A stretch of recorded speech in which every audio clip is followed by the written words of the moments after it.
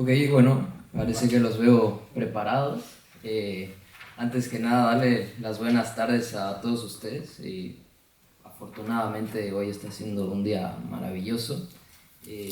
Antes de iniciar el discurso, quisiera agradecer aquí a los cuatro jinetes, nuestros ponentes, que son economistas de reconocido prestigio, y agradecerles por cumplir con su compromiso. Y claro, no olvidarme de Alejandra, que va a ser nuestra moderadora. Es una periodista muy exitosa y que nos está ayudando con el evento.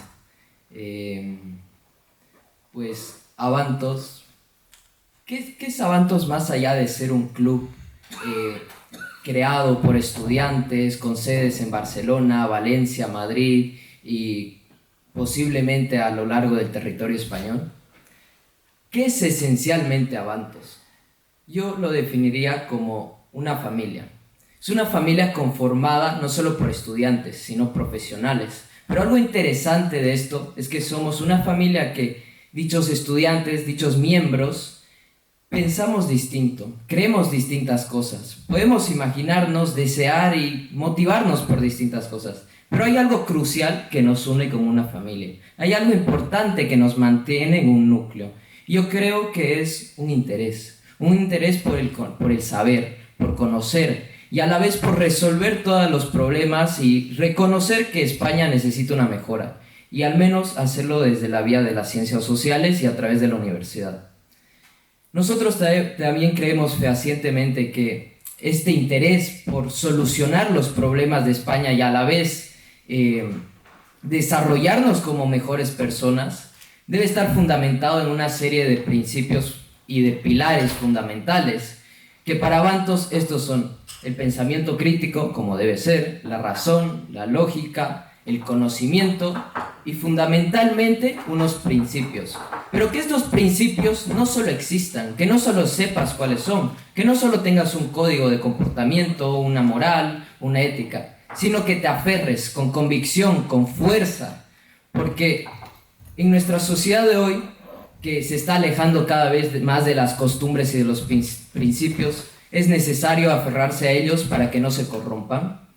Y básicamente podríamos decir que no somos distintos a ninguna persona, a ningún estudiante, a ningún profesor, a ningún profesional, porque somos personas con inquietudes, con ganas de aprender, con ganas de resolver España, con ganas de mejorar España.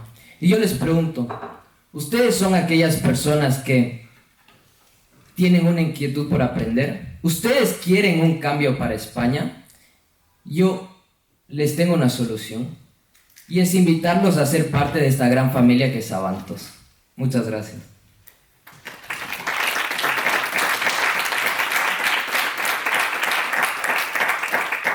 Pues habiendo dicho esto, Alejandra, te cedo las riendas del evento.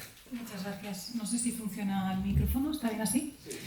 Bueno, pues muchas gracias a todos por venir. Gracias también a quien nos escuche luego a posteriori en redes sociales. Tenemos la suerte de contar esta tarde con 4 grandes figuras para hablar de la situación política y económica del país, ahí es nada. Y bueno, pues la idea es estructurar un poco la charla en 3 bloques, un poco hablar primero de la situación económica, en qué punto estamos. En un segundo lugar, hablar de las implicaciones políticas, porque al final política y economía van mucho de la mano, y acabar un poco con vistas al futuro y a poder ser con una visión optimista, a ver si lo logramos, de lo que viene y de qué podemos hacer para que sea lo mejor posible.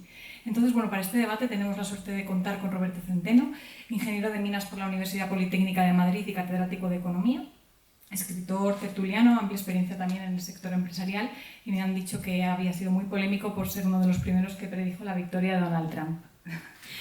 Tenemos también a Juan Carlos Bermejo, empresario, tertuliano, economista. Disputó las primarias a Albert Rivera para presidir Ciudadanos y también se postuló como candidato por Madrid de Caminando Juntos, aunque finalmente no obtuvo los avales para salir adelante. Y tiene también una visión muy interesante del tejido empresarial español. Tenemos también con nosotros a Juan Carlos Barba, experto en economía y fundador de Colectivo Burbuja, que es una organización, pues creo que si no me equivoco, su principal objetivo es la información. y a Juan Laborda, economista, máster universitario en gestión de las organizaciones por la Universidad de Zaragoza y que ha sido estratega en muchas empresas, entre ellas Barclays, Avante Asesores y bueno, pues aquí tenemos representado a casi todo el arco ideológico, que eso también enriquecerá mucho seguramente el diálogo, con posiciones que van pues desde más a la derecha, más a la izquierda, para poder enriquecer la conversación sin que eso determine las ideas políticas y económicas.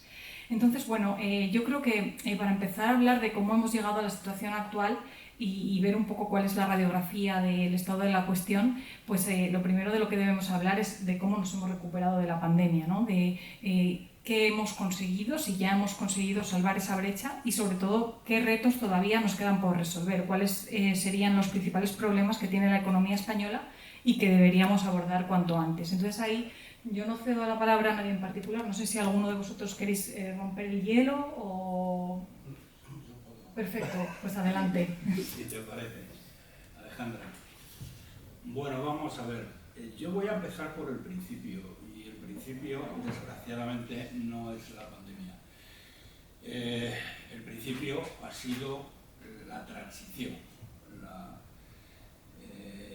La transición en la cual pasamos de una situación, desde un punto de vista económico, para nuestra desgracia, las personas que pilotaron la transición, a las cuales yo tuve ocasión de conocer muy a fondo, porque yo en aquellos momentos era consejero delegado de CANSA, fue cuando la crisis del petróleo, entonces tenía que ir mucho por Moncloa para explicar cómo estaba la situación de suministros, y eso me permitió conocer a los principales protagonistas de la transición. Adolfo Suárez, Fernando Abril Martorell, y que no se oye bien. Bueno, Fernando Abril Martorell y toda otra serie de personas. Bueno, tengo que decir, con independencia de la simpatía o antipatía personal que he tenido por todos, es que la transición, tan alabada por la mayor parte de la gente que no la conoce, ha sido un auténtico desastre y es de dónde viene, de las decisiones que tomaron estas personas, algunas de ellas en particular, por ejemplo Adolfo Suárez, que lo voy a decir con toda claridad, a mí cada vez que aterrizo en el aeropuerto de Madrid y hablan del aeropuerto Adolfo Suárez, me da verdadera vergüenza, porque Suárez era un paleto de Ávila, que no tenía ni la menor idea de, digamos, ni el menor sentido del Estado, y que sentó las bases de lo que será, y está a punto de ocurrir, nuestra destrucción económica, política y social.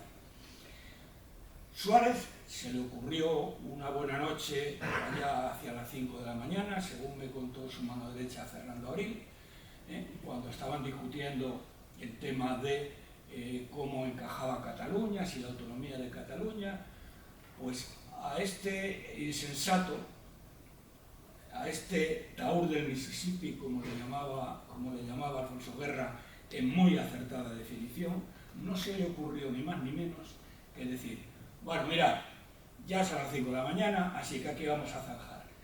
¿Sabéis lo que os digo? 2 cafés. Con esa palabra, o con esta frase, este irresponsable total y absoluto, dividió España en 17 trozos, contrarios a la geografía, a la historia y al sentir de los españoles.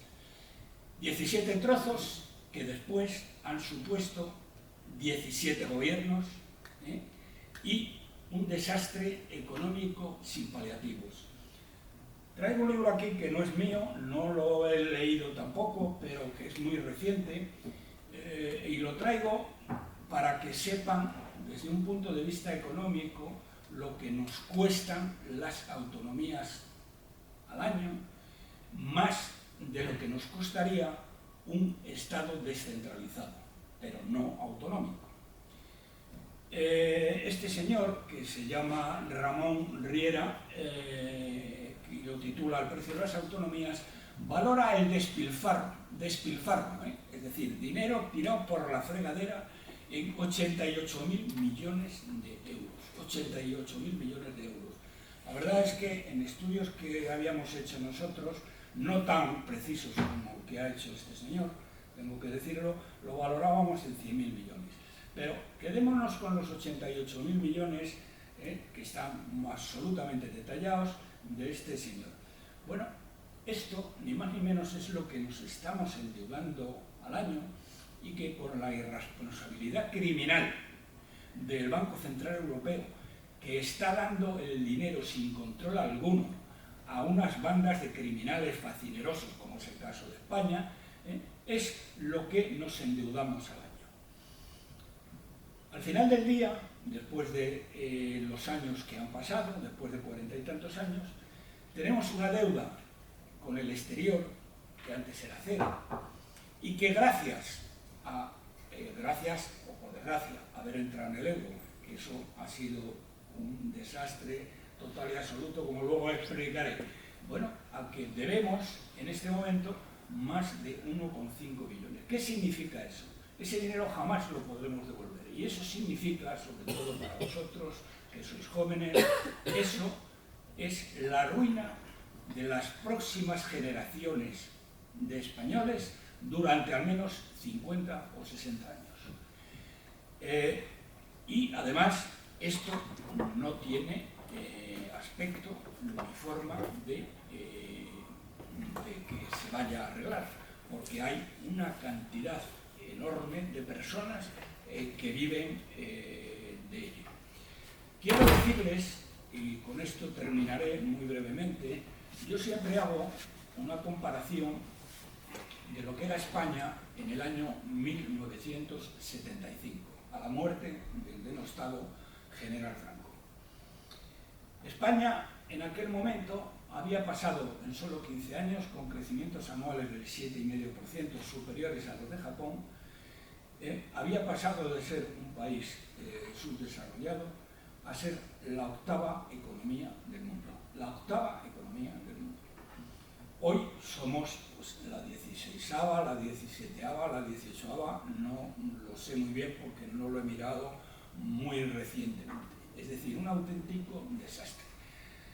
Para que tengan ustedes en cifras, porque yo, aparte de economista, soy ingeniero, en los 15 años precedentes al año 75, España creció de media al 7,5% acumulativo anual, que es una salvajada, y desde que la transición hemos estado creciendo al 1,2, 1,3 aproximadamente. Eso, claro, a lo largo de 40 años nos ha llevado a la situación en la que nos encontramos. Y hablaré luego de lo que ha pasado inmediatamente después de la pandemia. Otra de las comparaciones, porque, claro, los políticos lo tienen muy fácil cuando engañan a la gente.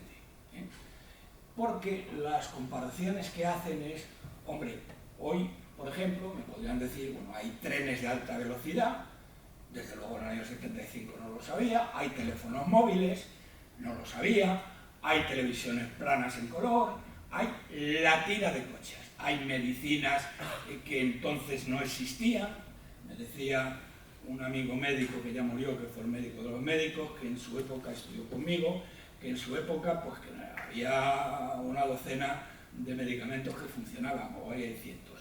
Pero eso, señoras y señores, ha sido debido solamente al crecimiento del saber humano y a la tecnología, no a la banda de golfos, mangantes y ladrones que nos han gobernado desde entonces. Bien, otra de las comparaciones que hago, por eso hay que compararnos para saber si hemos realizado una buena gestión económica o no, nos tenemos que comparar con nuestro entorno, fundamentalmente los países que son más vecinos a nosotros. Y hay un par de comparaciones que no me resisto a hacer, siempre las hago porque además son muy claras. Miren ustedes, en el año 1975 España tenía la misma renta per cápita que Irlanda, $12.000 anuales de renta per cápita. En Irlanda es igual de pobre o igual de rica que era entonces, Y hoy, a día de hoy, Irlanda tiene, quitando Luxemburgo, es la primera economía en renta per cápita de la Unión Europea. Tiene 3 veces más renta per cápita que España. ¿Y qué han hecho estos tíos? Gestionar bien el tema. La inteligencia es lo único que han tenido, porque no se ha descubierto petróleo, no se han descubierto minas de oro, no han utilizado más que su inteligencia. Y su inteligencia. Bien, comprenderán ustedes que un país que en aquel momento éramos iguales y como nos hemos quedado, pues ya me lo explicarán. En aquel momento, señoras y señores, España, el PIB de España, mejor dicho, perdón, la industria española, teníamos una industria naval potentísima, teníamos una industria del automóvil, teníamos una industria textil, teníamos toda una serie de industrias, no solo la agricultura, era el 36% del PIB de España. ¿Saben ustedes, queridos amigos, cuál es la parte de la industria en el PIB de España a día de hoy? Entre el 14 y el 15%. Entre el 14 y el 15%. España se ha convertido de una nación que se había industrializado muy rápidamente en una nación de funcionarios que no le dan ni golpe, que no dan ni golpe en su mayoría, y de camareros, dicho sea con todo el respeto para los camareros. Pero hemos pasado a ser una nación de servicios y una nación de funcionarios. Con esto ya les hago la introducción.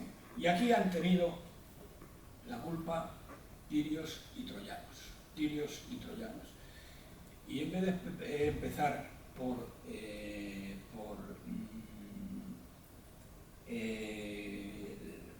la pandemia, porque ocurrieron cosas antes muy importantes, tuvimos un jefe de gobierno que fue, todos ellos,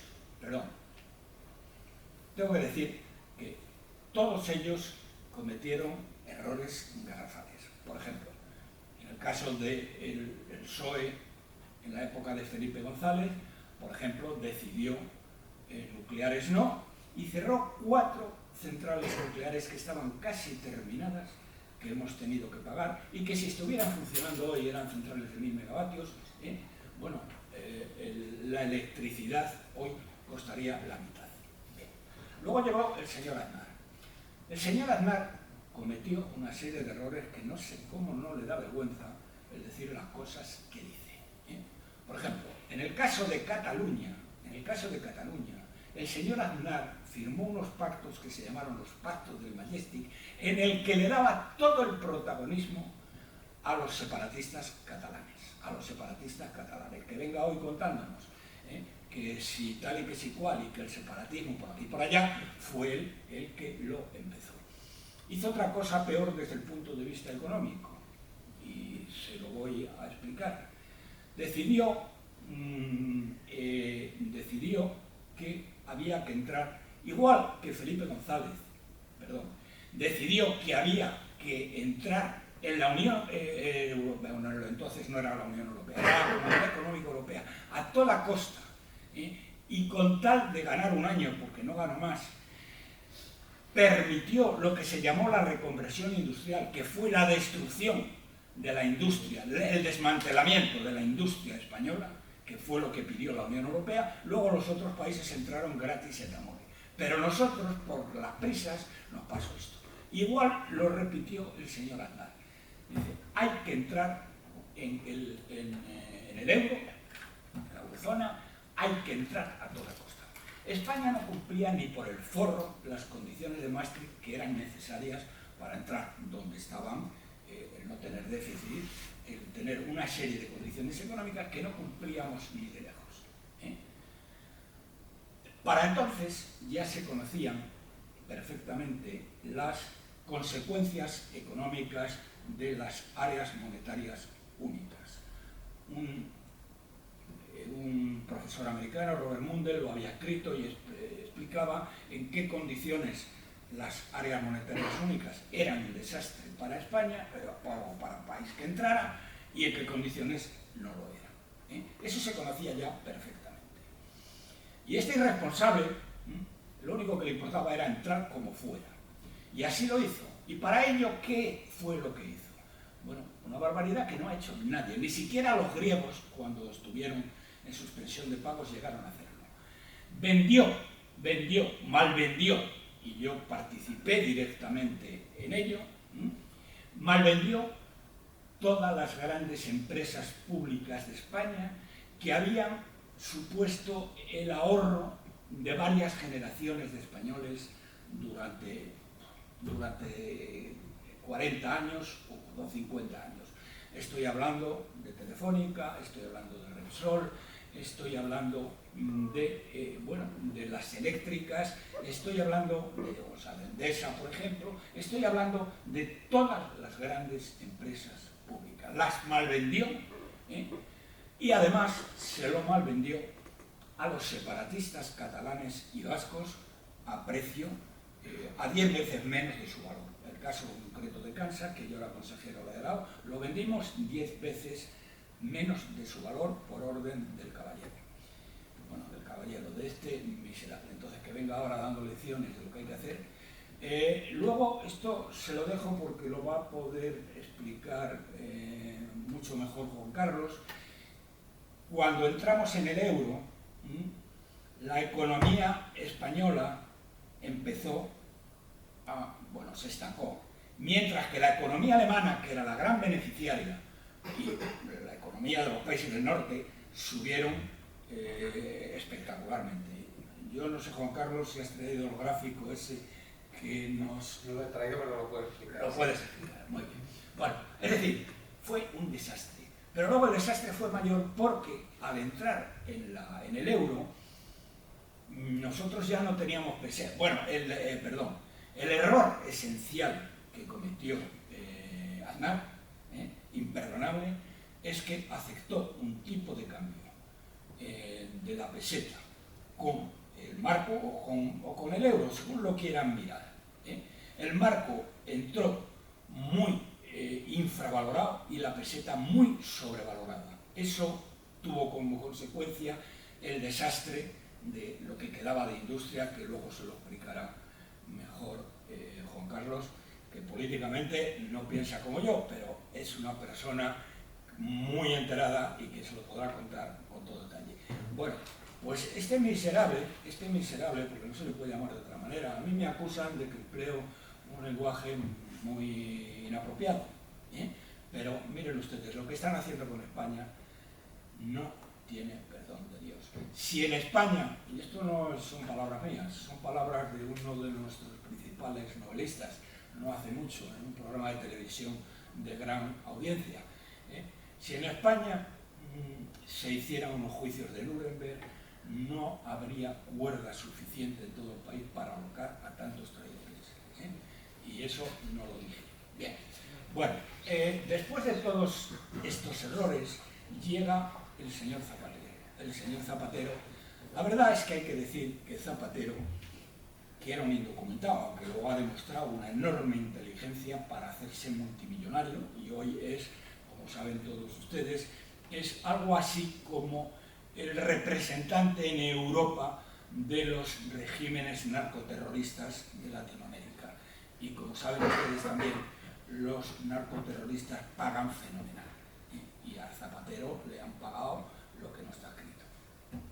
Bien, bueno, Zapatero nunca supo por qué era un indocumentado, nunca supo por qué España crecía en los primeros 4 años, que fue precisamente por todo el empuje del euro y los préstamos que irresponsablemente adquirieron las cajas de ahorro españolas, y que yo sepa, ninguno ha ido a la cárcel y tendrían que estar todos en la cárcel. Estar en la cárcel, en Islandia, por ejemplo, le pasó lo mismo. Bueno, pues nos metieron en la cárcel al a los del Banco de España, a los responsables de los bancos, y creo que tiraron la llave al Océano Atlántico. Así que siguen allí. Bien, esto no supo jamás por qué España crecía, y desde luego nunca supo por qué se hundía. No lo entendía, pero es que de verdad no lo entendía. Por eso cuando este retrasado mental hablaba de que España jugaba en la Champions League, y que habíamos alcanzado a Italia y que íbamos a alcanzar a Francia, y que no me acuerdo quién gobernaba entonces, me parece que Macron, se enfadaba mucho, ¿no? Bueno, pues, Sarkozy, efectivamente. Dice, cuando le digo a Sarkozy que vamos a alcanzar a Francia, se enfada mucho conmigo. Y lo decía en serio, no, es que lo decía en serio, porque era así de tonto. Pero luego después hizo otra serie de cosas que nos han llevado a donde nos han llevado. Como por ejemplo, cuando dijo, lo que venga de Cataluña lo aprobaremos en el Congreso de Diputados. Así lo hizo y vinieron las consecuencias. Bueno, naturalmente el desastre que organizó este señor fue de la latina. Hasta el punto que el siguiente que llegó, que fue el señor el señor Feijóo. Es que es Rajoy punto cero. Pero bien, esto, el señor Rajoy prometió, ese sí lo sabía. El otro era tonto, no sabía por qué crecíamos y no sabía por qué nos hundíamos. Pero, no para hacer dinero, pero bien. Pero el señor Rajoy nos mintió escandalosamente. Dijo, concretamente, muchas cosas, pero les voy a decir dos importantes. Juró que bajaría los impuestos, que iba a bajar los impuestos, y juró también que iba a ilegalizar a Bildu. Porque Bildu no es que sean los herederos de ETA, es que son ETA, son los asesinos y criminales que han matado a más de 1000 españoles. Son los mismos. Bien, entonces, eso fue lo que dijo Rajoy. En cuanto tomó posesión, que se tiró un mes tranquilamente, no tuvo mucha prisa en tomar posesión, pero el segundo día de tomar posesión aparece en la televisión con una cara muy triste, con esa cara triste que pone, ay, no saben ustedes lo que ha pasado, lo que nos hemos encontrado, que no nos lo esperábamos.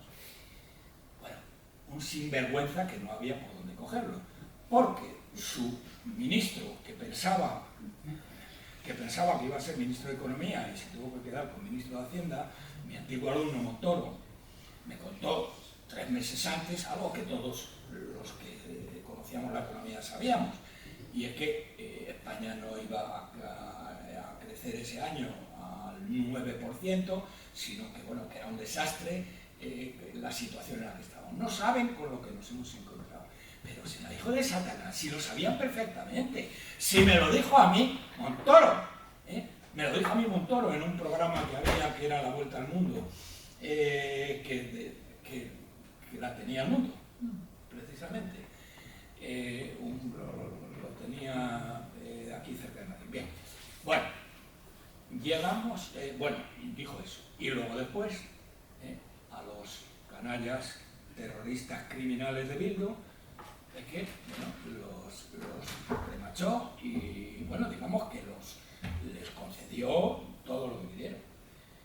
Bueno, verdaderamente tremendo. Otra de las cosas también, y quiero decirlo porque eso fue un delito de alta traición y por eso en cualquier país estarían con cadena perpetua, él prometió que no se celebraría ninguna consulta en Cataluña y que el dinero que recibiría Cataluña iba a ser controlado al céntimo.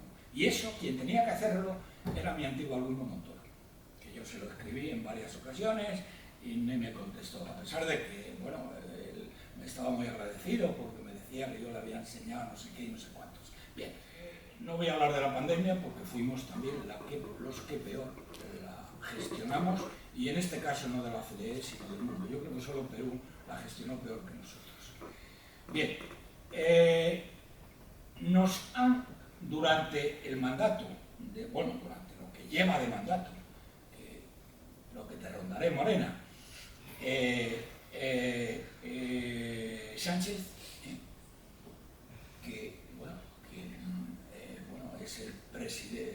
presidente de la izquierda, bueno, de la izquierda o de la del socialismo mundial. El sanchismo es la del socialismo mundial. Como me decía mi maestro Antonio García Trevijano, que en paz descanse, que fue el mejor pensador político de todo el siglo XX en España. Sus libros de política, de pensamiento político, son los únicos que están traducidos en la Biblioteca del Congreso de los Estados Unidos. Bien.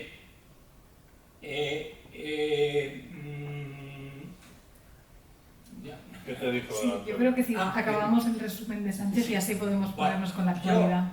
Y hemos llegado bueno, perdón. Nos han adelantado en este tiempo 6-7 países.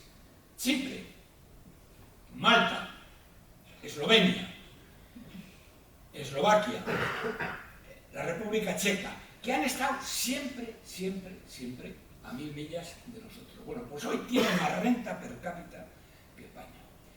Y con esto...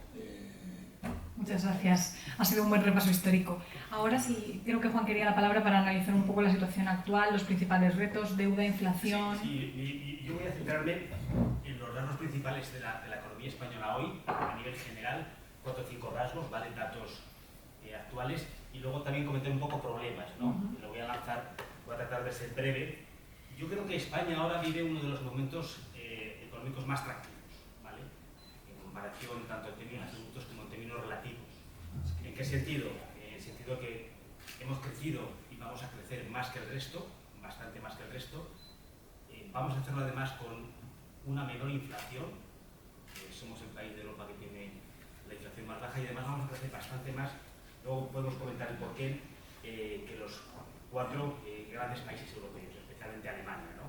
Alemania, Francia e Italia, que van a crecer bastante menos que nosotros. Crecemos más, creceremos más. Eso no significa que no hay problemas, que los habrá, luego los comentaremos. Y también nuestra inflación será de las más bajas, lo cual no quiere decir que el problema de la inflación está solucionado. Luego veremos, comentaremos en el debate las causas reales de la inflación en España. Y luego hay un elemento novedoso en esta dinámica que tiene que ver con la capacidad de financiación de lo que es la economía española. España en los últimos años, básicamente, ha ido financiando al resto del mundo. Por lo tanto, esa mix, mayor crecimiento, menor inflación y financiamos al resto del mundo, nos deja relativamente tranquilos si no hubiera problemas que luego comentaremos más adelante que nos van a afectar y nos van a arrastrar y nos están arrastrando ya, en el sentido de que hay una desaceleración.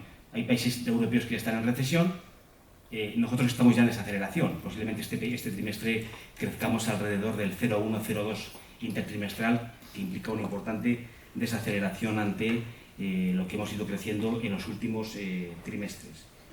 Luego también ha habido un tema importante que quiero señalar, que tiene que ver con los datos del INE, porque el INE, algunos economistas pensamos que en los últimos, especialmente desde el año 2020, ha infravalorado lo que es el PIB español y lo ha rectificado. Ha empezado a rectificar en la última revisión de lo que es la contabilidad anual del año 2022, ha elevado el nivel, tanto en términos de volumen encadenado PIB real, como en términos de PIB nominal. De manera que, en teoría, España, con esta revisión que me sigue pareciendo insuficiente, habría recuperado el nivel prepandemia entre el segundo trimestre y el tercer trimestre del 2022.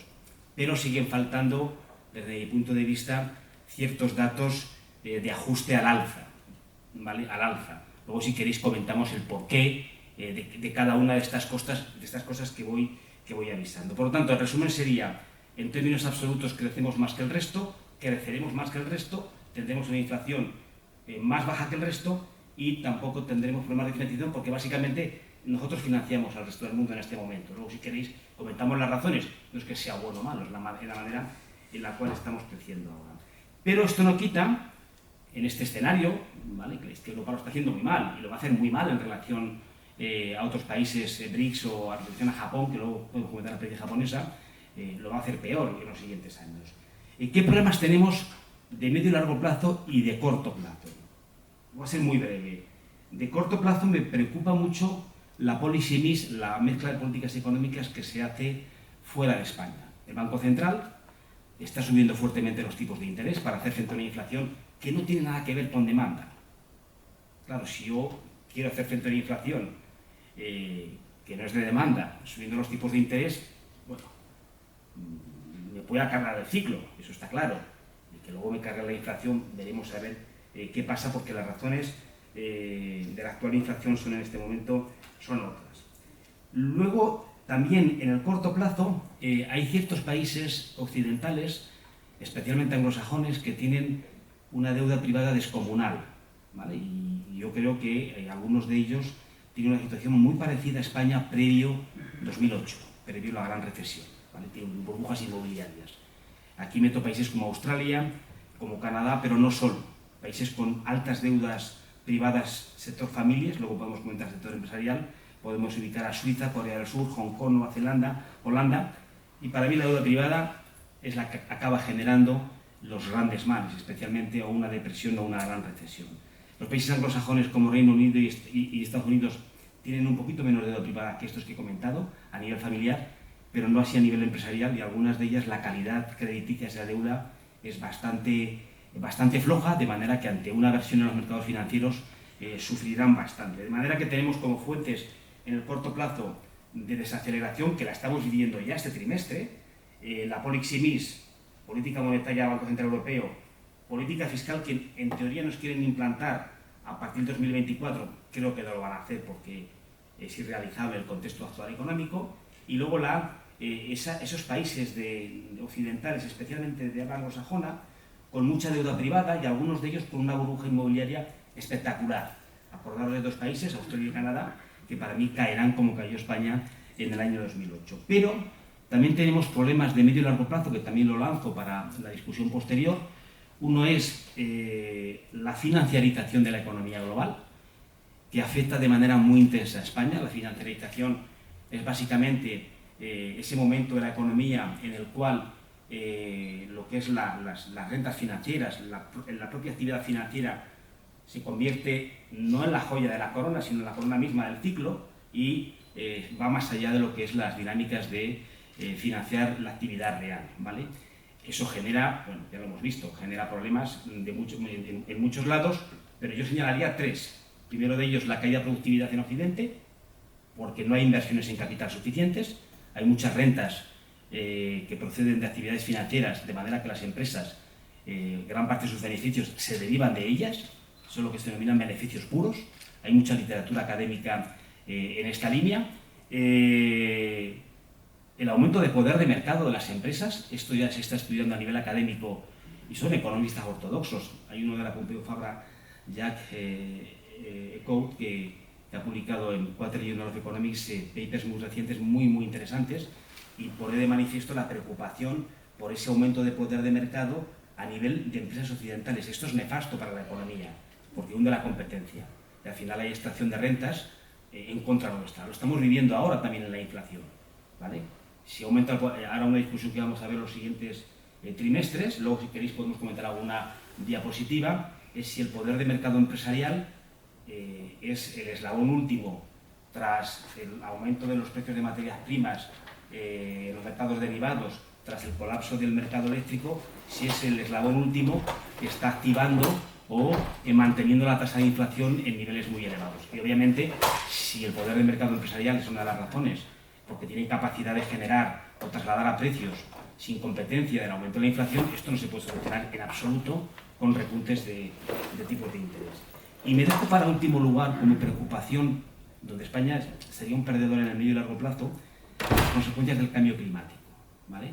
Yo creo que no estamos siendo serios, ni en España ni en Occidente, sobre lo que está ocurriendo con el cambio climático. Y aquí me remito también a toda la literatura académica, muy intensa en muchos lugares europeos, sobre los puntos de inflexión climáticos. La mayor parte de esos institutos que analizan los puntos de inflexión climáticos, lo que nos dicen es que ya estamos en una situación de irreversibilidad. Luego podemos comentar qué implica eso. ¿Y cómo se puede hacer frente a esa situación de crisis climática? Hay propuestas encima de la mesa, luego si queréis las podemos comentar en el debate, pero España sería, si esa irreversibilidad mantiene en el tiempo, uno de los países más afectados y más afectados negativamente, y nuestro sector turístico sufriría muchísimo. es muy fácil de entender. Si los 2 veranos últimos que hemos sufrido, temperaturas que yo no conocía desde que veraneo muy pequeñito en nuestro mar Mediterráneo, no he visto jamás las temperaturas de estos 2 últimos años, especialmente el anterior, pero también este, con un calentamiento de lo que es el mar, la playa, 4 o 5 grados en tan poco tiempo, ¿vale? Esto al final lo que hará es que los turistas no vengan a España, porque dejará de ser interesante. Entonces, ese es un poco el picture que yo veo ahora. Sería un crecimiento actual y futuro más alto que la Unión Europea. Tenemos unas circunstancias que nos permiten salvaguardarnos de ciertos shocks. Eso no quiere decir que no suframos, vamos a sufrir, ya estamos sufriendo. La economía española este trimestre está en torno al 0,1% intertrimestral, que es una desaceleración importante respecto a las anteriores, y una tasa interanual de 1,7%.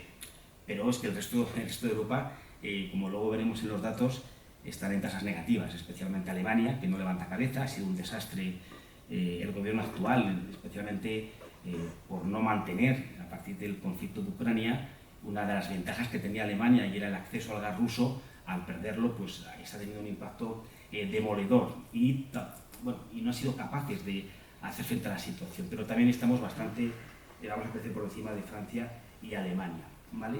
Y luego quedémonos con esa idea.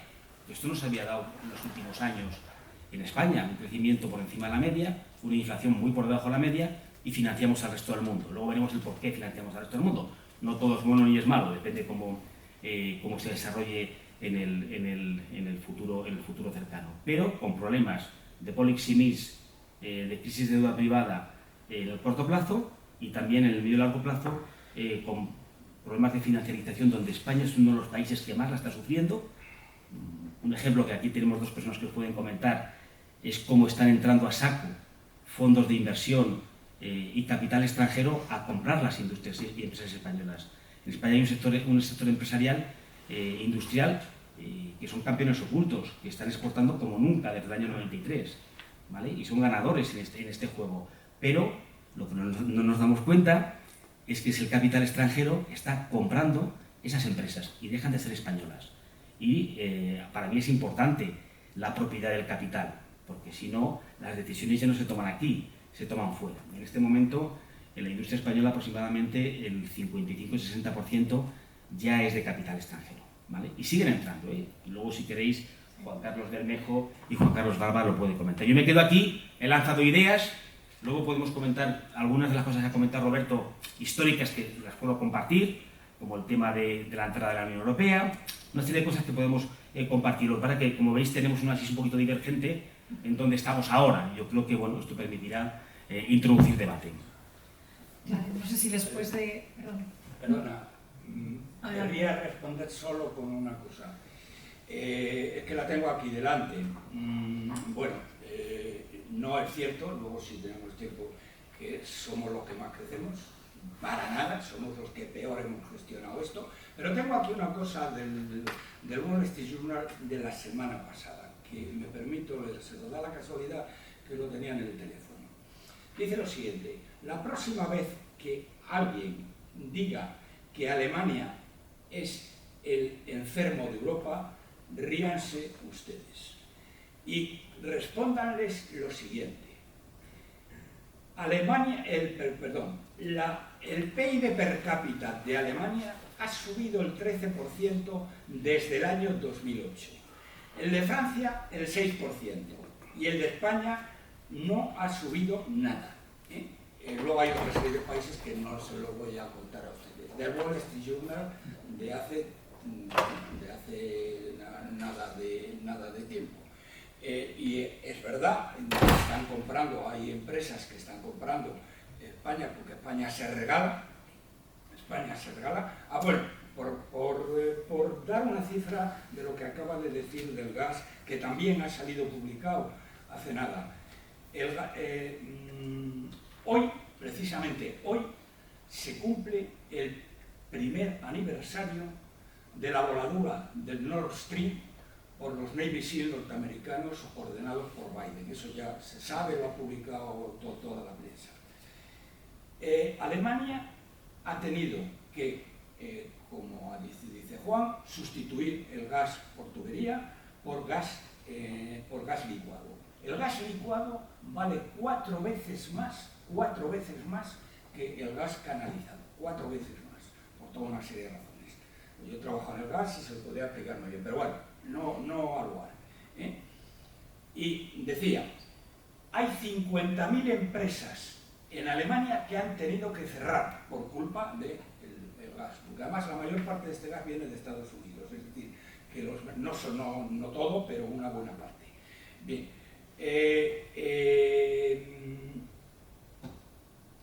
bueno, había otra cosa que iba a decir, pero para que valoren ustedes cuál es la situación. Y bueno, es muy interesante además. Decir que España somos los más guapos es que es de broma, como lo que ha hecho el INE, donde la vicepresidenta económica, que es una auténtica mentira con patas y que me alegro infinito de que no la nombren presidenta del Banco Europeo de Inversiones, porque no se lo merece, ni tiene capacidad para ello, nombró a una sicaria en el INE que ha venido mintiendo de una manera brutal. Y la cifra que ha dado de crecimiento, que dice que lo han reconsiderado, es un camelo como la copa del vino. España en este momento, con los PMI que están en negativo, nos estamos derrumbando absolutamente a toda velocidad. Y ya verán ustedes lo que va a pasar en cuanto se forme el gobierno de Sánchez, de terroristas, de criminales golpistas y de enemigos de España, que queda un mes más o menos lo que va a pasar. Bueno, es súper interesante tener diferentes datos porque todos forman parte de la misma foto, el PIB per cápita, el PIB en general. Y bueno, no sé si Juan Carlos quieres hacer un poco tu valoración. Lo primero, muchas gracias por la invitación y por organizar el debate. La verdad es que da gusto ver cómo veis así los jóvenes. De verdad, muchas gracias y seguid así. A mí me gustaría comentar sobre lo que han dicho iba a decir compañeros, pero es que son amigos, mis amigos Roberto y Juan.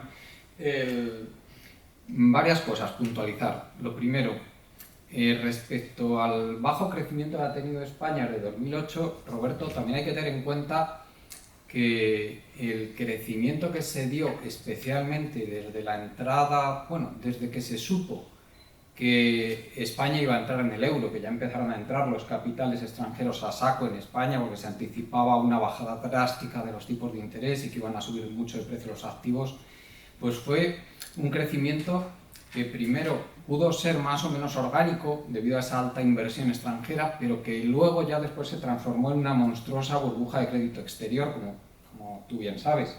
O sea, que era un crecimiento insostenible en todo punto y que, por supuesto, luego después trajo como consecuencia que ese falso crecimiento, que en realidad era deuda, pues estamos todavía pagando las consecuencias de ello. Si miramos el índice de actividad de los servicios o miramos la producción industrial, está muy por debajo de las que teníamos en el año 2007. Una cosa que se comenta muy poco, pero no nos hemos recuperado en producción respecto al año 2007. Sí lo hemos hecho en empleo, eso tiene sus causas, que básicamente pues, son una desvalorización de los salarios desde entonces, con lo cual se está produciendo menos con más factor trabajo, pero bueno, eso ya es un tema aparte. Eso respecto al bajo crecimiento, esa es la explicación básicamente. Respecto a la inflación, que España, que has comentado Juan, el tema de que España que tiene una inflación muy baja, pues a mí me parece realmente un tema penoso, porque esto se ha conseguido esta baja inflación gracias a que los salarios en España tienen muy poquito poder de negociación, los sindicatos están muy debilitados, el nivel de paro es muy alto y por lo tanto se ha podido bajar esta inflación a costa de una bajada real del poder adquisitivo de los salarios. Lamentablemente es la situación en la que vivimos, en que los salarios han perdido mucho poder adquisitivo desde que empezó este episodio inflacionario en el que estamos viviendo.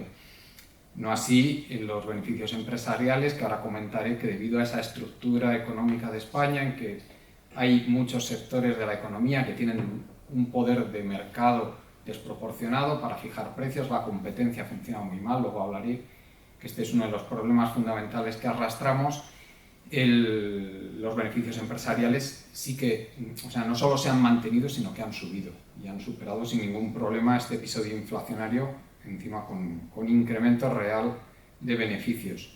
Esto parece que se está controlando ya también, ¿eh? Eso también hay que decirlo, que está acabando ese episodio de aumento de beneficios empresariales. Y luego, respecto al tema de las compras de empresas, que me has pedido que lo comentaras, efectivamente.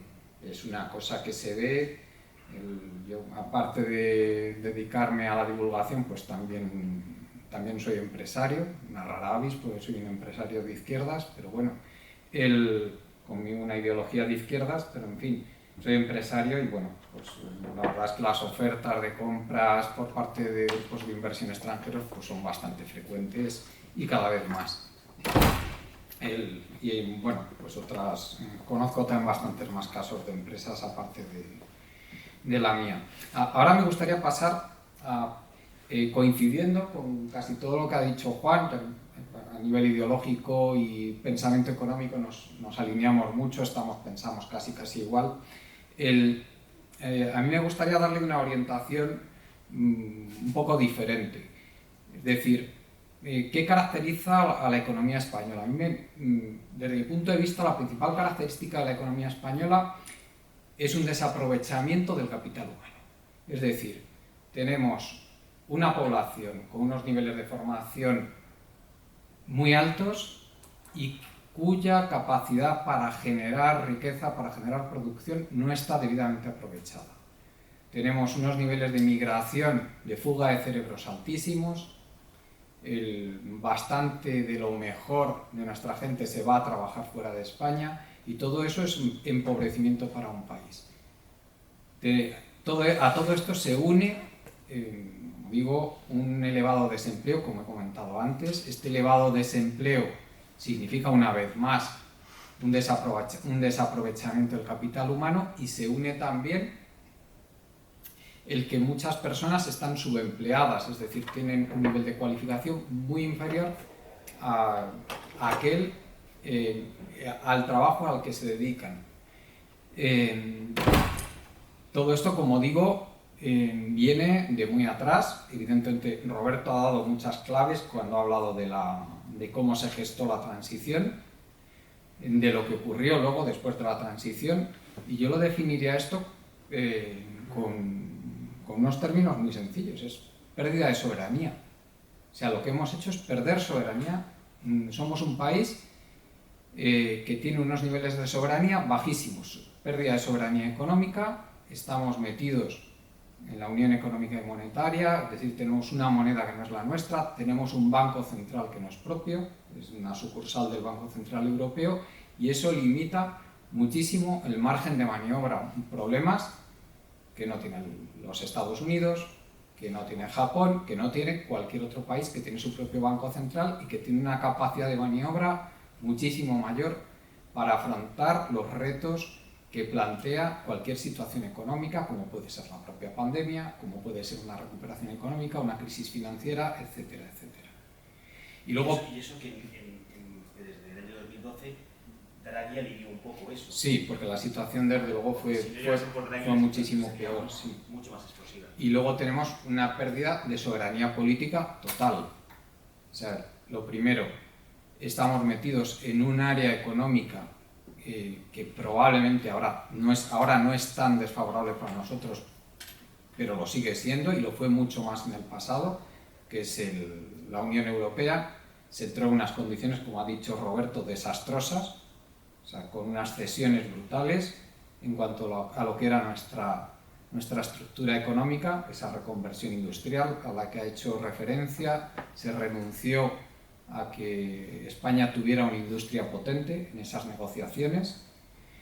Luego, posteriormente, tenemos unas deudas políticas impresionantes. Todo esto viene de antes de la transición, viene desde el año 53, hace muy poquitos días, 23 de septiembre, se cumplieron los 70 años de uno de los tratados que supuso una de las mayores pérdidas de soberanía que ha tenido nunca España, que fue el tratado bilateral que se firmó con los Estados Unidos en el 53, que supuso el establecimiento de bases militares estadounidenses en España, Esto, más allá del simbolismo de tener un ejército extranjero instalado en España, que ya es mucho, significa que también tenemos unas deudas políticas muy importantes con ese país, con lo cual no podemos mantener en muchos aspectos una independencia en nuestras políticas, en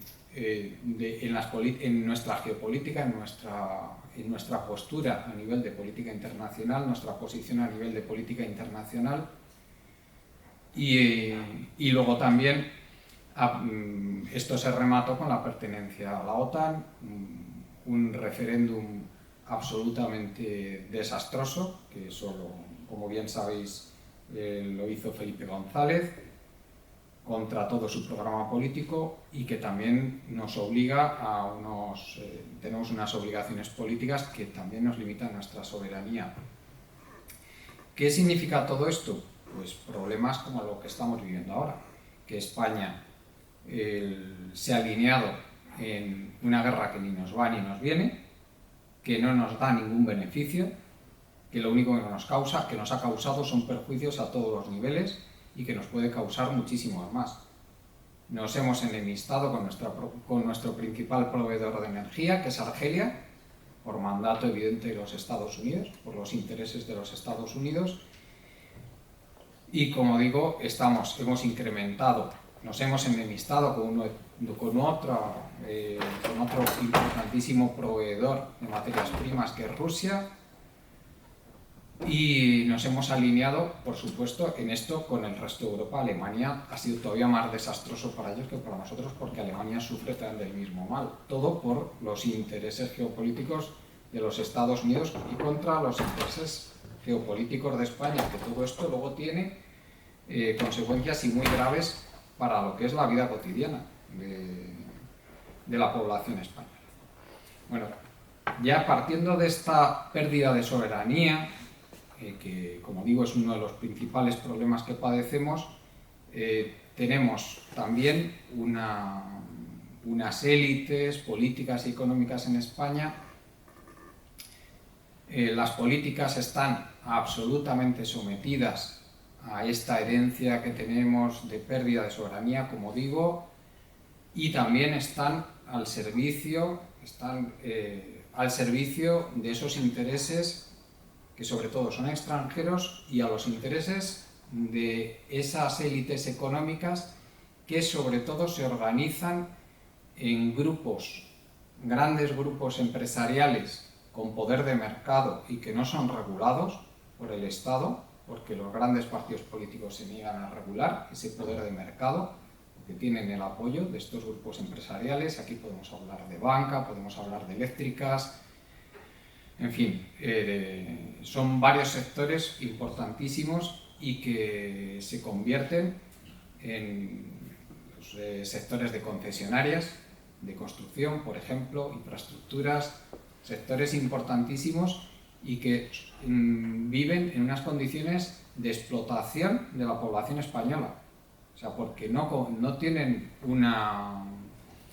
no compiten no están en unos mercados competitivos. Y luego tenemos también otros grupos empresariales que viven básicamente del presupuesto del Estado, que ese es otro de los grandes problemas que tenemos. Mientras, esto se traduce en un abandono total de una política económica, una política industrial, una política que fomente sectores determinados que podrían llevar a la economía española a revitalizarse, como por ejemplo la biotecnología, que es un sector que tiene nichos muy importantes, es el sector en el que yo estoy, que conozco muy bien. Hablaba antes, Juan, de la financiación de que España está financiando al exterior. Efectivamente, estamos financiando al exterior. La deuda española, la deuda neta exterior española, si recordáis, que yo creo que aquí la mayoría, si no me equivoco, estáis estudiando económicas, ¿no? Si recordáis lo que era la posición neta de inversión internacional, cuando la habéis estudiado, España llegó a estar casi en el 100% de posición neta de inversión internacional negativa, es decir, que debíamos al exterior de forma neta, tanto como el valor añadido que genera la economía española en un solo año. Ahora mismo estamos en el entorno del 60%. ¿Eso qué quiere decir?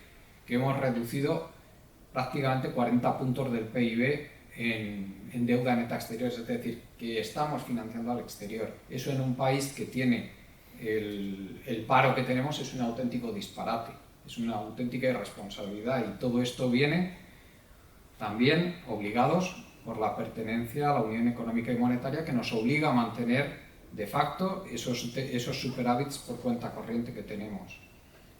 Padecemos de problemas gravísimos como son, he dicho antes, que tenemos un paro crónicamente elevado, no podemos financiar debido también a las limitaciones de la pertenencia al euro políticas como podrían ser políticas de garantía de empleo garantizado.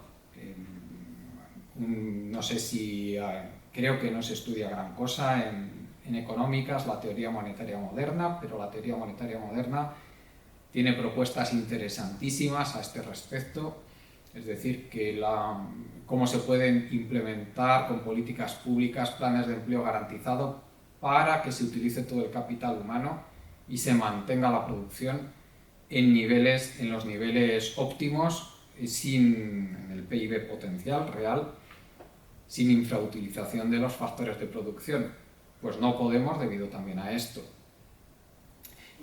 Una advertencia, los principales teóricos de la TMM son anglosajones, no vienen de lugares raros y oscuros, ¿vale? Son anglosajones, digo, porque a veces escuchamos muchas tonterías. La TMM ya está influyendo en un país, que lo comentaremos después si queréis, que es Japón.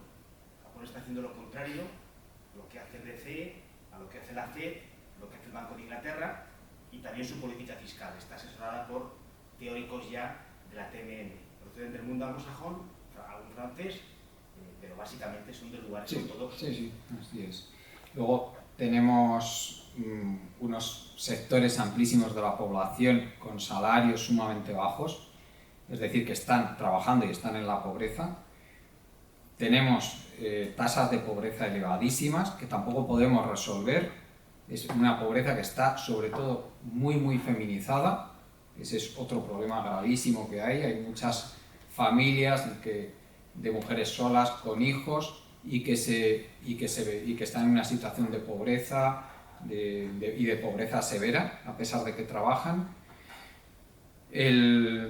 Tenemos también, debido a esto y a la baja inversión que podemos implementar, unas tasas de productividad muy baja, un modelo productivo que está basado, como decía antes Roberto, muy gráficamente decía el tema de los servicios de hostelería, un turismo de muy bajo valor añadido es demasiado importante, que esa ha sido otra de las causas graves de que sufriéramos tanto en la pandemia. Y como decía, dentro del corsé del euro, la resolución de estos problemas es totalmente imposible, puesto que no se pueden financiar. Pero por cuestiones históricas y de estos intereses creados, de los que también ha hablado Roberto cuando ha hablado de la transición, estos intereses empresariales de los que ha hablado, intereses de los propios partidos políticos más importantes, a día de hoy no es posible plantear a nivel político una recuperación de la soberanía monetaria, que sería fundamental para poder afrontar todos estos problemas, ni por supuesto una recuperación de la soberanía política. Respecto a mí, no me gustaría terminar sin dar unas pinceladas sobre la situación política.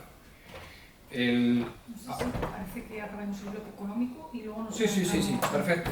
Me parece muy bien. Así ordenamos un poco. Pues Juan Carlos, no sé si después de hablar de empleo, inflación, desaceleración del crecimiento, no sé cuál es tu visión y si quieres tú andar un poquito más en finanzas públicas, que ese tema lo dominas a tu criterio. Bueno, yo tengo mucho respeto por los profesores, pero cuando veo, sobre todo en televisión, que le dicen vamos a conectar con el profesor no sé qué para que nos diga cómo está la cosa, ponerlo a temblar. Porque no saben de qué va la historia, o sea, viven pues, en su aula y ya está. O sea, para saber cómo está la economía realmente, tenéis que sufrir cicatrices, heridas, casi morir a veces. Hay que estar en las trincheras. Y esos son los que realmente os pueden contar qué está ocurriendo ahí. Entonces, yo desde el punto de vista ideológico, que yo, pues es que a mí la izquierda, la derecha, el centro y todo eso, es medio pensionista, que eso me la trae el pairo, yo digo lo que veo y lo que ha pasado y lo que está pasando y lo que probablemente va a pasar. Lo que ha pasado es que hemos tenido una pandemia que, bueno, la primera consecuencia que tuvo es que nos mandó a todos a casa y tuvimos que cerrar. Y entonces el tejido productivo, pues gran parte de ese tejido productivo cerró. Y cuando luego nos dijeron, ya podéis volver, resulta que muchos se habían muerto, mucho de ese tejido productivo se había muerto. Ya no producía. Había desaparecido. Pero nosotros, que éramos los clientes, la demanda, estábamos como locos para consumir y para comprar y para coger y para en marcha, ¿no? Como decía, libertad, ¿no? Dice mi amiga Isabel, libertad, libertad. Y entonces, ¡boom! Eso es un boom de demanda, pero como se ha destruido mucha oferta, pues entonces no se puede satisfacer a todos esos que queremos consumir. ¿Y qué pasa? La frustración. Que no me llega el paquete del Amazon ese. Pero no solo eso, sino que además me cuesta más comprarlo. Porque hay pocos. O lo tienen que traer de la cochibamba esa. Y entonces dice, pero me da igual, porque es que como tengo dinero, es que como no me he gastado, he ahorrado. Coño, si he estado en casa metido. Hostia, qué cojones, me da igual. Venga, ese whisky de Malta, pues tráelo para acá. ¿Qué cuesta? 50 euros, pues tráelo, 50. Y así hemos ido creando una inflación. Por eso han subido los precios a cojón de obispo. Los oligopolios, que son muy listos, pues nos han puesto los precios de las materias primas y de la energía por las nubes. Pero nos daba igual. Íbamos a la gasolinera, hasta 2 euros el litro hemos echado, ¿no? Y daba igual. Si aquí esto es jauja. Estamos todos contentos, joder. Peor están los que se han muerto, ¿no? Pues se han muerto muchos. Esa es otra, ¿eh? Hostia, vamos a aprender de todo esto, vamos a invertir en sanidad, proteger a la ciudadanía, no sé qué. ¿Habéis visto algo? ¿Han hecho algo en estos 2 años? Nada, ¿no? ¿Dónde están los 700.000 millones esos que iban a traer? ¿No? ¿Dónde están? Algunos estarán a buen recaudo en el bolsillo, algunos, ¿no? Eso seguro, vamos. Pensad que dentro de unos años habrá un escandalazo de corrupción como el que hubo ya con lo de los ERES, o de Andalucía, o la Gürtel, la Púnica. Todo eso es una panda de golfos. Y eso estallará. ¿Con lo qué? Con los fondos europeos, esto del Next Generation. Y eso será otra vez, se liará la mundial porque nos pillará en una crisis económica, la gente saldrá a las calles, pedirá la cabeza de todo el mundo, nacerá otro ciudadano, otro Podemos y lo que sea. Pues es que esto es cíclico. ¿Qué pasa? Pues que si tenemos una inflación de caballo, pues claro, dice, hombre, ¿cuál es la fórmula para bajar los precios? Pues muy fácil, joder a los consumidores. ¿Cómo? Encareciendo el valor del dinero.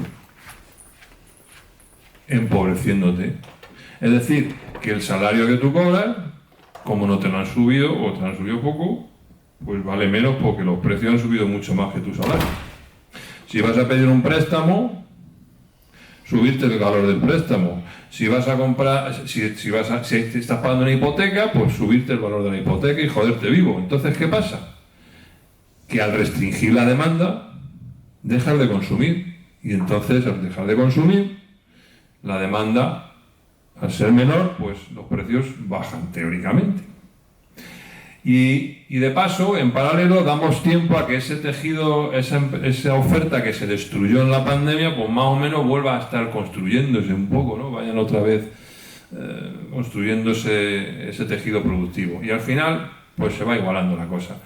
¿Cuál es el problema? Que en medio de todo eso, pues se lleva por delante a personas, familias, empresas, porque claro, si tú empobreces a la gente y eso, pues al final, los que están más vulnerables, por ejemplo, el que se ha comprado un casoplón de 600.000 euros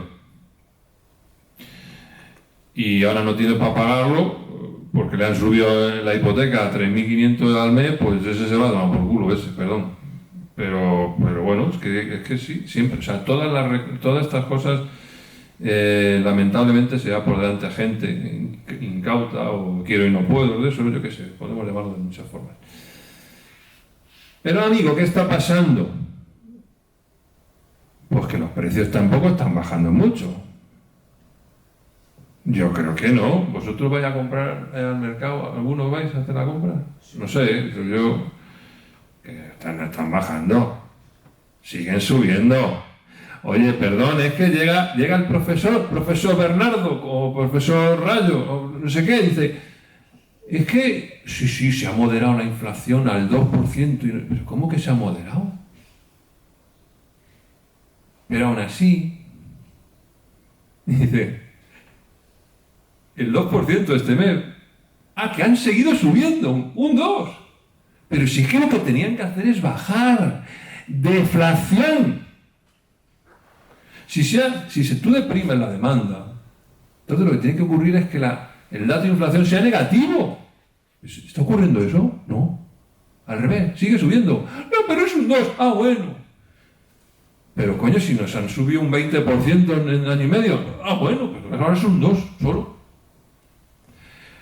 Que no nos tomen el pelo, ¿vale? Entonces, ¿qué pasa aquí? Que yo creo que están manteniendo la inflación artificialmente. Porque, bueno, si ahora vais vosotros a ver los precios de la materia prima, bueno, el petróleo ha vuelto a subir en este mes y medio. Eso es historia porque es un oligopolio, pero por ejemplo los precios del gas, del trigo, todo eso está por los suelos. O sea, ahora mismo vosotros vais a mirar los precios de todo eso y dices, bueno, pues no era el gas el culpable de que aquí estuviéramos todos jodidos y que aquí el Putin, no sé qué. ¿Qué coño? Tú miras los precios de los futuros, están por los suelos. Entonces, alguien puede ser artificialmente manteniendo esta inflación. Pero los tipos van a seguir subiendo. Porque es que alguien ha decidido cambiar el modelo. Es decir, lo de dar dinero gratis, como hacían hasta ahora, ¿no? Que cogían los bancos centrales, hacían así, daban a la máquina y salían dinero de ahí de la nada. Y entonces, ¡hala! Repartimos esto. Bueno, pues eso ya han debido decir que eso ya no. Que eso ahora hay que pagarlo. ¿Y quién lo va a pagar? Lo de siempre. Que es un poco lo que yo conocí cuando tenía vuestra edad, porque cuando yo tenía vuestra edad los tipos de interés pues, estaban más altos, bueno, yo los llegué a conocer al 13%. La supercuenta del Santander, esa pagaba un 13% por los ahorros. Si tú llevabas 1.000 pesetas, te pagaban 130 al año. Tío, tú vas ahora al banco y encima no te dan un duro. Son unos sinvergüenzas. La banca española, el otro día leí un artículo en La Expansión que decía la gran banca española, es decir, el Santander, el BBV, el Sabadell y la Caixa, dice, nada en liquidez. Es que no necesitamos captar depósitos. ¿Para qué? Si tenemos dinero de sobra. Bueno, fíjate que hasta el que nos sobra lo depositamos nosotros en el Banco Central Europeo y nos dan el 4%. Preguntadle a vuestros padres cuánto le están pagando en el banco por tener el dinero.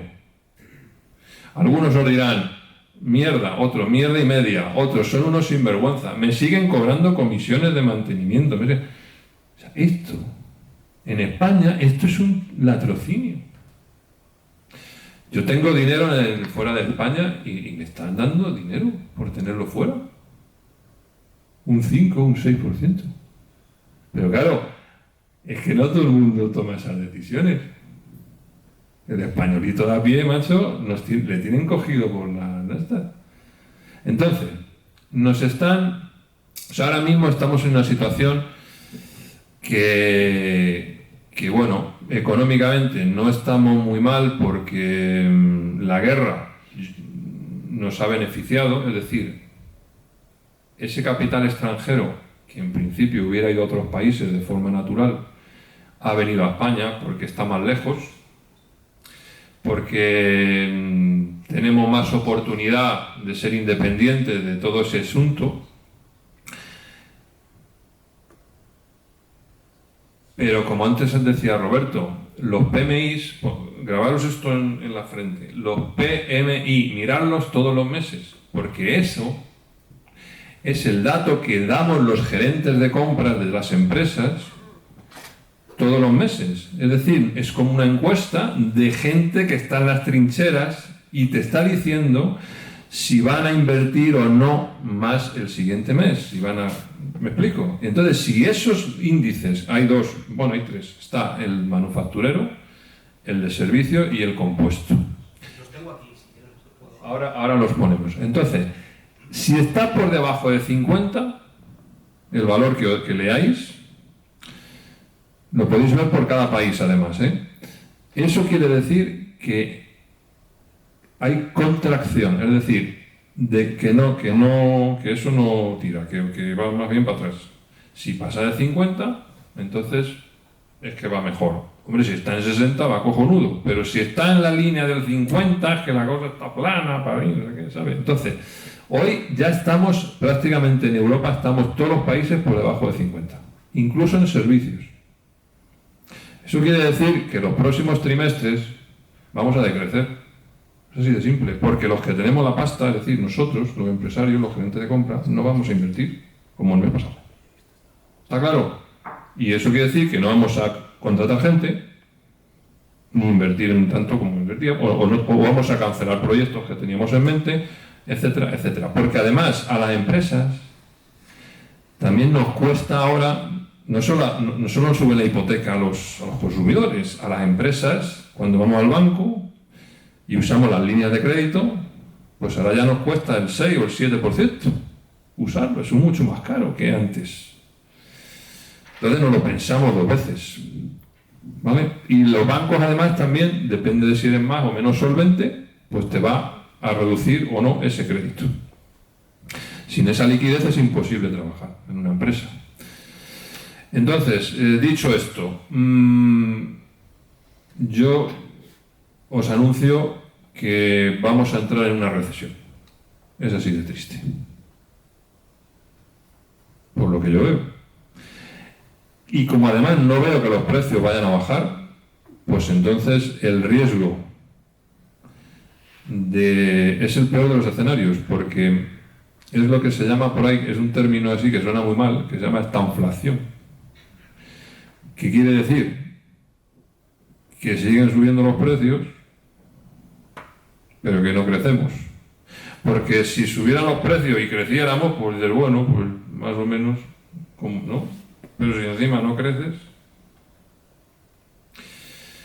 Por último, Alejandra, quería darles un dato aquí a estas personas que nos están aguantando esta brasa.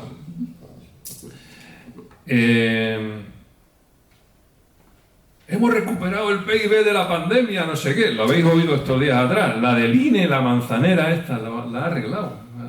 Ha cogido y dicho, joder, que no, hombre, que no era un 0,4, hemos crecido un 0 no sé qué y tal. Bueno, venga, pues si hacemos como que nos creemos lo que dice, vamos a hacer como que no los creemos, venga, ¿por qué no? Yo qué sé. Ya, el INE, nosotros los cuatro aquí que estamos, en el año 2016 demostramos que el INE mentía en el PIB, que era, nuestro PIB en España era un 16% menor del que decían. O sea que ya sabemos de qué pie cogía esta gente. Pero mira, me voy a los datos, vamos a hacer como que no los creemos. Y entonces, si comparamos el PIB a precio de mercado, que es lo que publica el INE, del año 2019, pues era más o menos 1,25 billones de euros. No lo ganamos todos los días, ¿no? 1,25. Y el del año 22 fue 1,35. Y entonces cualquiera diría, joder, pues lo hemos superado, ¿no? De 1,24 a 1,35, pues lo hemos superado. No, hombre, no. Vamos a ver, no. Oye, que te vuelvo al bachillerato. Hay que poner los euros del año 19 en euros de hoy. Y dices, ¿cómo hacemos eso? Pues hombre, no sé. Si los euros son los mismos, dicen, bueno, hay un criterio, yo uso este, a mí me parece el más razonable, si hay otro mejor, que es coger lo que dice el INE, la actualización de rentas.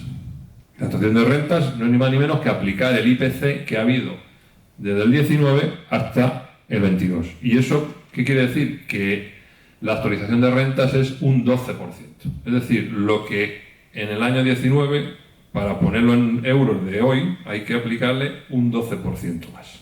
¿Está claro lo que estoy diciendo? Y decía, mi sobrino decía, es que hace 5 años me dabas 100 euros y ahora me sigues dando 100. Y yo le digo, es lo mismo. Dice, no, jodido, es menos. Bueno, pues esto es lo mismo. Y entonces, si aplicamos ese 12% al PIB del año 19, resulta que nos sale 1,39, que es más que el 1,35 que hemos hecho en el 22. Por lo tanto, ¿hemos recuperado el PIB de la pandemia? No. Juan Carlos, ahí el INE publica, sí que hay tiros distintos. El INE publica el PIB real a través de índices que es el volumen encadenado. Sí, yo... Ese, no es el PIB de mercado. Sí, yo he dado el dato a precio de mercado. Claro, a precio de mercado... El PIB real está calculado con unas tablas. Claro, pero el PIB real, te digo, a precio de Sí. mercado, ¿no 25 o no 35? Que es mentira, que es menos en PIB encadenado, ¿no? Lo que tenemos es que el nivel del 19, que era 111,12, a final del 22 era 111,48. Estamos Bueno, pero sí da igual, sí es que me da igual. Sí, lo que quiero deciros es que no hemos recuperado, estamos más o menos igual, ¿vale? Pero, ¿qué ha pasado con la deuda pública? Bueno, la deuda pública en el año 19 era, voy a poner la gafa porque ya veo menos que un gato de yeso, era 1,22 billones, ¿vale? Más o menos el 100% del PIB. Pero en el año 22 fue 1,56.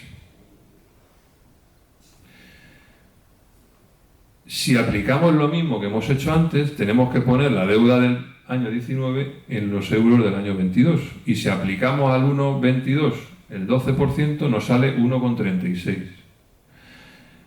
Si hoy es 1,56, quiere decir que entre 1,36 y 1,56 pues hay 200.000 millones de euros más de deuda que hace.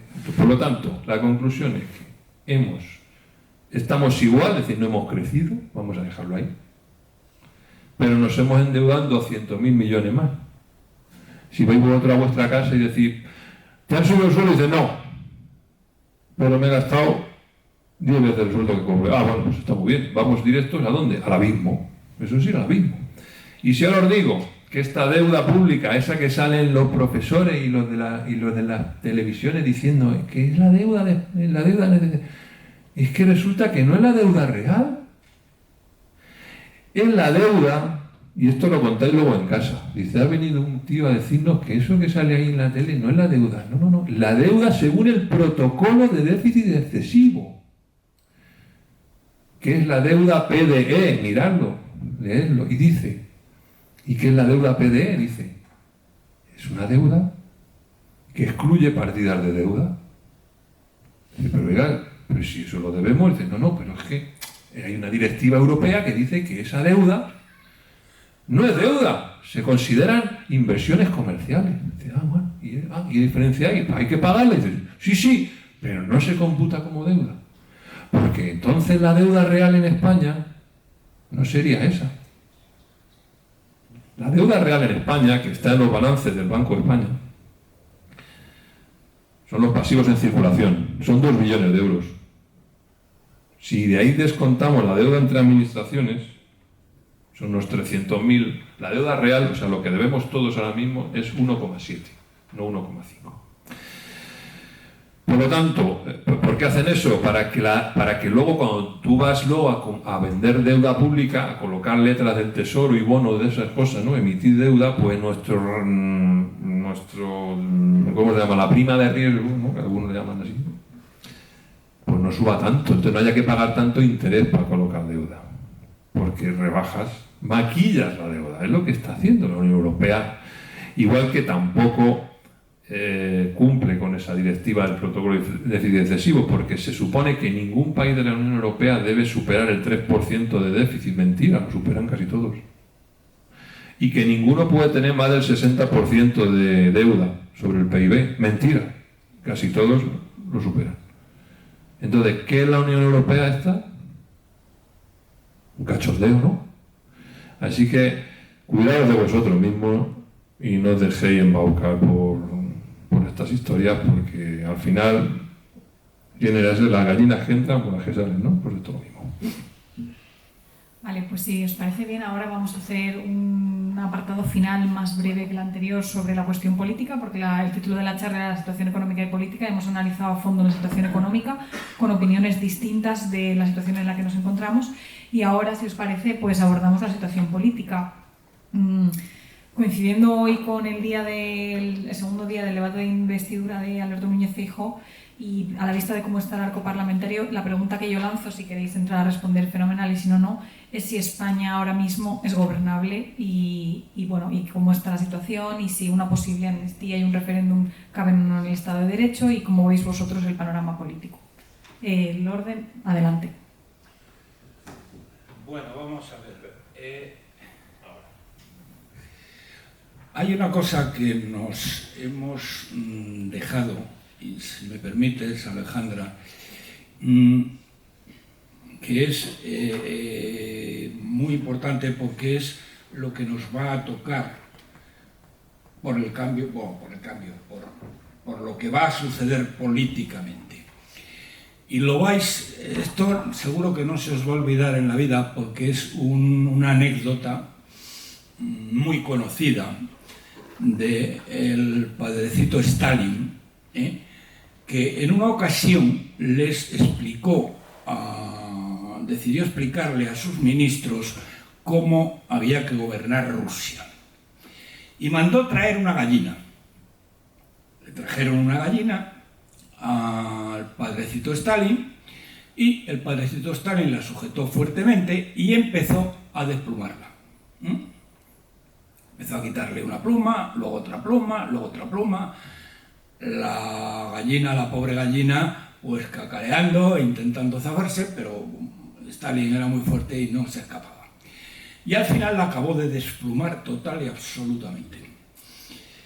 Después de eso, la puso en el suelo del Consejo de Ministros y sacó del bolsillo un puñado de maíz. Entonces cogió, se levantó y empezó a echarle granitos de maíz a la gallina. Y la gallina le fue siguiendo. Y dice: ¿veis? Así se gobierna un país. Primero lo desplumáis, y luego le dais unas migajas y os van a seguir. Os van a seguir. Bien, esto es lo que ha pasado, y lo que ha hecho el señor Sánchez y su banda de criminales, porque no se puede denominar de otra manera a los terroristas de ETA y a los criminales golpistas, que así les denominó el Tribunal Supremo, aunque luego se bajó los pantalones. Si cogéis, para veáis cómo se traduce esto en cristiano, lo de la gallina, cómo nos están desplumando, o cómo nos despluma este gobierno de forajidos, no tenéis más que mirar la última cifra de la agencia tributaria. La gente que el acta es pequeña la paga sin rechistar, y la gente que el acta es muy grande pues la recurre, y pierden el 60% de esto. Pero el inspector se lleva el dinero. Eso no ocurre en ninguna agencia tributaria del mundo, sí en la española. Bueno, ha publicado la cifra de ingresos tributarios de 1 de enero a 31 de julio, 7 meses. Primero, hemos batido el récord histórico de expolio fiscal, 150 y tantos mil millones. Lo tengo por aquí, pero tampoco hace falta más precisión. 150 y tantos millones. Nunca jamás se había producido un expolio de ese calibre. Pero luego después, como vienen desglosado, ¿el dinero de dónde sale? pues sale todo, sin excepción, del impuesto para la renta de las personas físicas, que ha subido un 10% respecto al año anterior. Nos han expoliado un 10%. Luego después hay otros impuestos, por ejemplo el de las empresas, que ha bajado, etc. Todo ha salido de ahí. Y dentro del dinero que ha salido de ahí, del impuesto de la renta de las personas físicas, tomen nota ustedes de la gallina, como decía Stalin, y la despluman, todo procede de las rentas inferiores a 40.000 euros. La mayor parte de los ingresos proceden de las rentas menores de 40.000 euros, es decir, clase media baja y clase trabajadora. Bueno, esta gente, lógicamente, en las elecciones deberían haber votado, porque esto sucedió antes de las elecciones, deberían haber votado a quien no le estaba desplumando. Pero como tuvo la habilidad, que decía Stalin, de coger unos granos de maíz y dárselos a la gallina, y la gallina le siguió, han repartido unas cantidades de dinero, algunas importantes, como a los pensionistas, aunque luego les han desplumado, y los viajes por Europa, y lo que os han prometido los jóvenes, y todo lo demás, y al final ha ocurrido lo que ha ocurrido. Bien, cómo está el tema en realidad. Primero, y perdóname, pero quiero ser muy claro para que la gente lo entienda. Primero, el señor Feijóo ha cometido unos errores brutales. El error brutal de los errores brutales fue una cosa que llamó, y que a lo mejor lo habéis olvidado, que llamó el voto útil. El voto útil fue una idea que le metieron en la cabeza 3 personas muy conocidas de este país. El señor Michavila, que tiene una empresa, es realmente el Tezanos de Génova. Federico Jiménez Los Santos y Carlos Herrera.